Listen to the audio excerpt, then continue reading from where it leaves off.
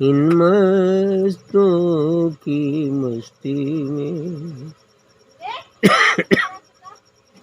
इन मस्तों की मस्ती बस्ती में आता है कोई कोई। इन मस्तों की बस्ती में आता है कोई कोई। रोती है सारी दुनिया, रोती है सारी दुनिया, हंसता है कोई कोई। इन मस्तों की बस्ती में आता है कोई कोई। रोती है सारी दुनिया, हंसता है कोई कोई। दुनिया की रंगरलियों में सब लोग भटकते हैं। दुनिया की रंगरलियों में सब लोग भटकते हैं, पर प्रेम की गली में, पर प्रेम की गली में आता है कोई कोई। पर प्रेम की गली में आता है कोई कोई। इस तन की मैल मलमल सब लोग छुड़ाते हैं।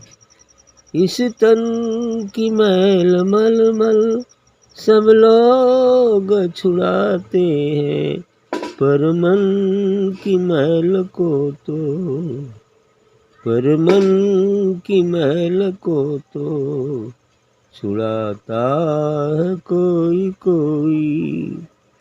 धन माल के दाता जग में धनी बहु तेरे। धन माल के दाता जग में धनी बहु तेरे, पर ज्ञान अभय दान का, पर ज्ञान अभय दान का दाता है कोई कोई। पर ज्ञान अभय दान का दाता है कोई कोई। जन्मने मरने वाला सब लोग बताते हैं। जन्मने मरने वाला सब लोग बताते हैं, पर अजर अमर रूप बताता है कोई कोई। पर अजर अमर रूप बताता है कोई कोई। निंदा स्थिति कुरोग सब मन में बसाते हैं।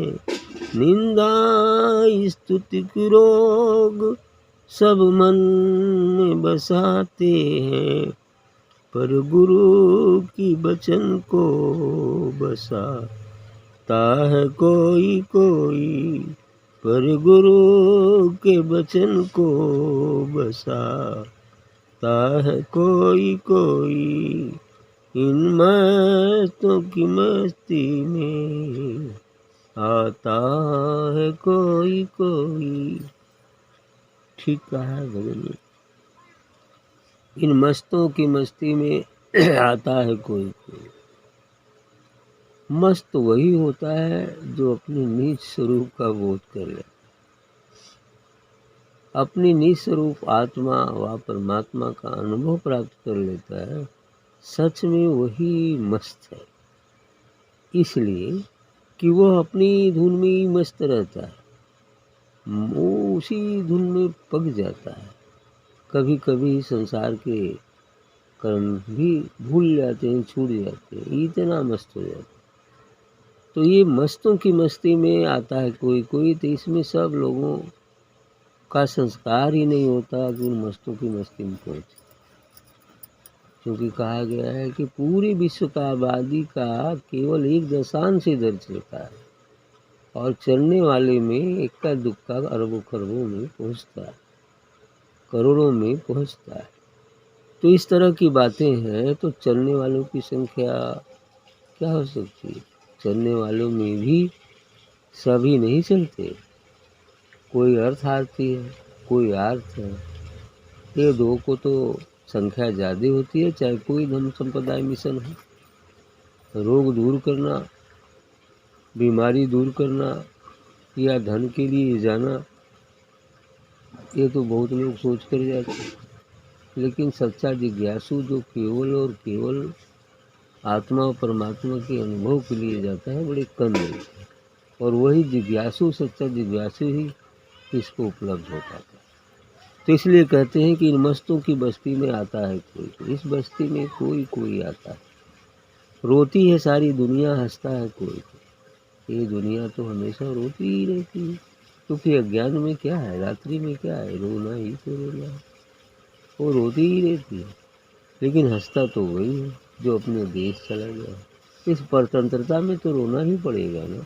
यदि काल के देश में हम हैं, यदि काम क्रोध लोभ मोह के वशीभूत हैं, तो काम मन जो हुआ तो पूरा, नहीं तो फिर रोना, दुख तो होगा ही होगा। तो दुख होगा उसीलिए कि हम उसके वशीभूत हैं। यदि पूरा हुई कामना तो अच्छी बात नहीं होगी, बड़ा दुख। ऐसे ही लोग कहते हैं, ऐसी चीज़ें तो रोता है, रोती है सारी दुनिया, हंसता है कोई कोई। लेकिन इसमें जो इस संसार में रहते हुए भी संत सद्गुरु की कृपा प्राप्त कर अपने निज स्वरूप को उपलब्ध हो जाए, तो दुख होते हुए भी वो परमानंद का अनुभव करता है, क्योंकि वो जान चुका है कि सुख क्या है और दुख क्या है। ये दोनों से परे वो जो रहता है वही हंसता है। तो कहते हैं दुनिया के रंग रलियों में सब लोग भटकते हैं। बात सही कह रहे हैं। इस दुनिया के बाहर, ये माया बाजार में, ये मीना बाजार में तो सभी लोग घूमते फिरते। दुनिया के रंग रलियों में सब लोग भटकते, काम के वशीभूत, क्रोध के वशीभूत, संसार के जो बाह्य प्रदर्शन है, इसके पीछे हम दौड़ते फिरते हैं, भटकते रहते हैं। लेकिन पर प्रेम की गली में आता है कोई कोई। लेकिन प्रेम की गली, कौन सा प्रेम? आत्मा ही प्रेम है। सत्संग में ही प्रेम की बरसात होती है, उस अमृत रस की वर्षा होती है। तो उस अमृत रस का पान करना ही प्रेम की गली में जाना है। संत सद्गुरु प्रेम स्वरूप ही होती है। तो इस प्रकार से प्रेम की गली में आता है कोई कोई। इस प्रेम की गली में बहुत कम लोग आ पाते, क्योंकि वो अपने मन के वशीभूत हैं। जैसा मन कहता है वो करते हैं, और उनको ये चीज़ें पसंद ही नहीं आएंगी। बड़े उच्च संस्कारी, बड़े उच्च कोटि के लोग ही सत्संग वगैरह में जाते हैं। एक तो अच्छी बात, और वो जाते हैं इसलिए कि वो है, उस स्वरूप को पहचानने के लिए बड़े कम लोग जाते। बाकी जो जाते हैं तो भीड़ की सुनकर कि बाबा बड़े दयालु, वो कह देंगे तो पैसा लॉटरी पड़ जाएगी, नौकरी लग जाएगी, क्या हो जाएगा, ऐसे ही कुछ नहीं जाए। इस तन की मैल मलकर सब लोग छुड़ाते हैं। मैंने बाहर का मैल तो सभी लोग धोते हैं। इस शरीर पर एक बार नहीं 2 बार भी साबुन लगाते हैं, खूब अच्छा गमकहुआ तेल भी लगा लेते हैं, है ना। तमाम चीज़ें लगाते हैं। शरीर के मैल को तो सब लोग धो लेते हैं, क्योंकि बाहर का है, बाहर से धो लेते हैं पानी से। पर मन की मैल को तो छुड़ाता है कोई। लेकिन मन पर जो मैल जन्म जन्मांतर की पड़ी हुई है, आदि सृष्टि काल से पड़ी हुई, उसको कोई कोई छुड़ा पाता। और उसी के छुड़ाने के लिए ही संत सद्गुरु की आवश्यकता होती है।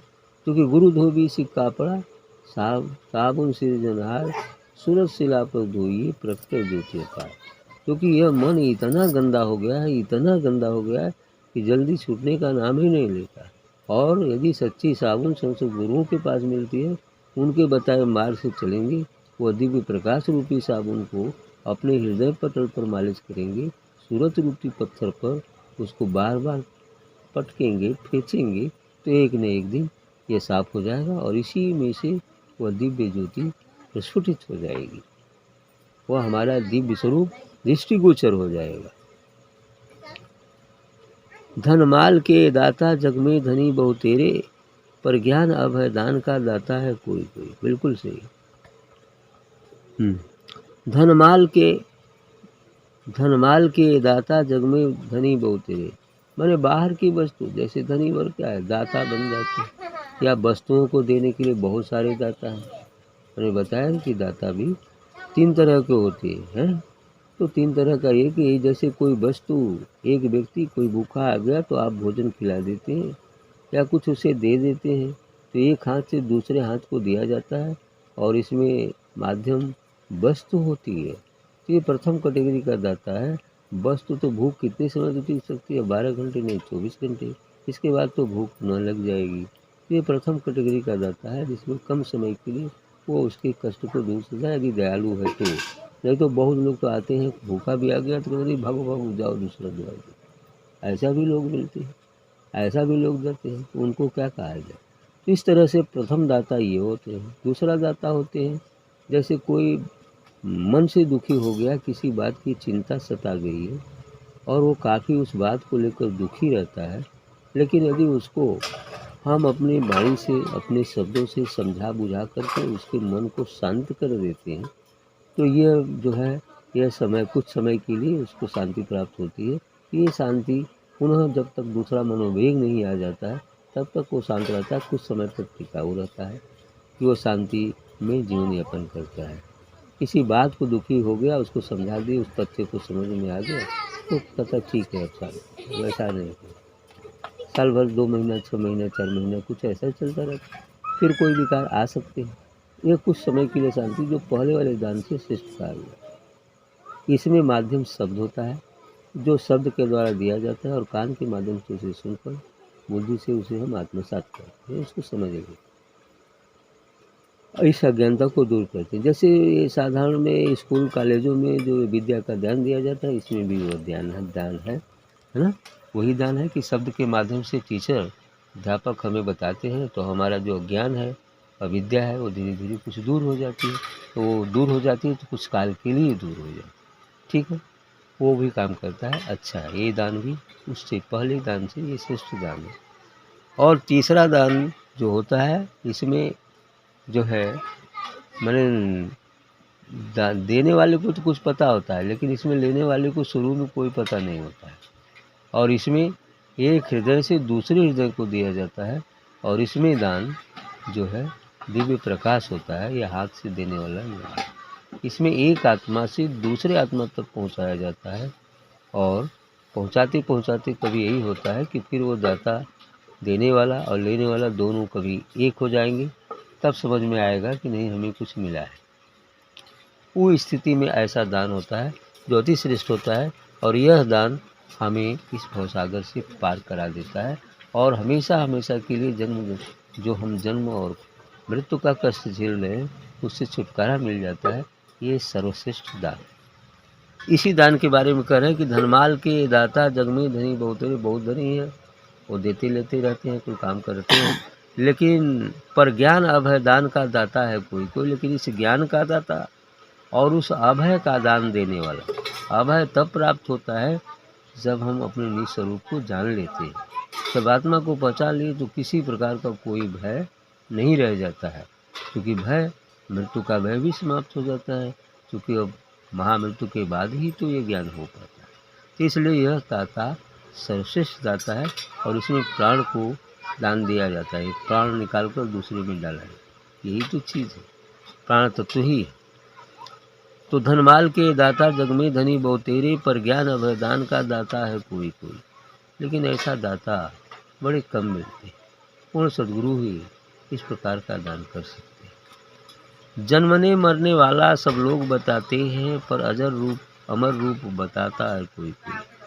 तो सभी लोग बताते हैं सब जन्मता है, सब मरता है, जो जन्म लेगा वो तो मरेगा ही, है ना, उसके बारे में सबको ज्ञान है।